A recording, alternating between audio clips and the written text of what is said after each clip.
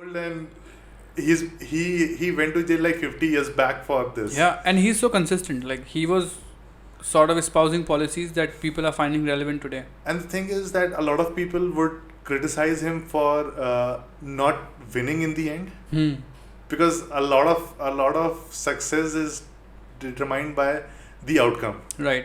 and not really the other changes that come about. So the thing with Bernie Sanders is he does what he believes in, and Yeah. he doesn't do what he doesn't believe in.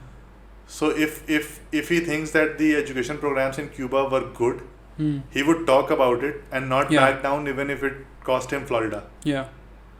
If he thinks that ex-convicts should be rehabilitated back in life once they have served their time, then he would go ahead and actually prove it through his actions, as was evident from the fact that he hired Chuck Rocha Yeah.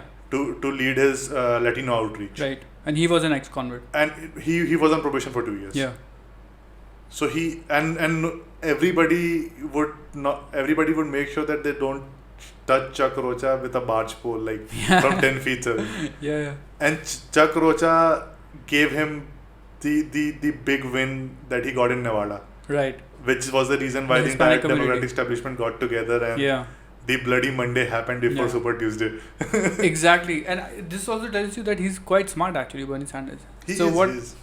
So there are two things very fascinating about that person. One is that he's very, very committed to the cause, what he believes in. Like, even if it doesn't lead to a position of authority like the president, even if that doesn't happen, he's committed to the cause and he's working for the same issue on the ground in the states. And the second is that he's a very, very good organizer. Like, he gets the job done. Like, He is. you can defeat Amazon-backed guy in Seattle and in Texas. And to be very honest, he has created a second strong leadership. Exactly. At least 2 or 3 of them, in my mind, are potential presidents for the United States of America down the line. Absolutely. We can talk about AOC. Yeah. She definitely is one of them. Yeah. Nina Turner. Right. Even Cory Bush, like. Cory Bush She still may has not a, be that still has a long articulate way or- to go. Like, Yeah, she yeah. still has to prove herself. But she has that energy, right? And she's coming from the south. Yeah. So, Not exactly south, but close sort of. but it's a North Carolina. yeah, but it was a Republican state. हाँ, for the longest. Not it's a exactly slightly the south. Republican Yeah. state, yes. So that is what his fantastic contribution to politics is. Like, Exactly.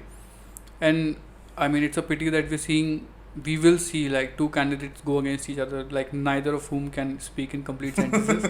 Like Joe Biden and Trump, they're like pathetic to watch, both of them. But then again, I still like if you talk to me in terms of how I see it politically, I would want Biden to lose so that the left becomes stronger. That's my personal opinion. Yeah.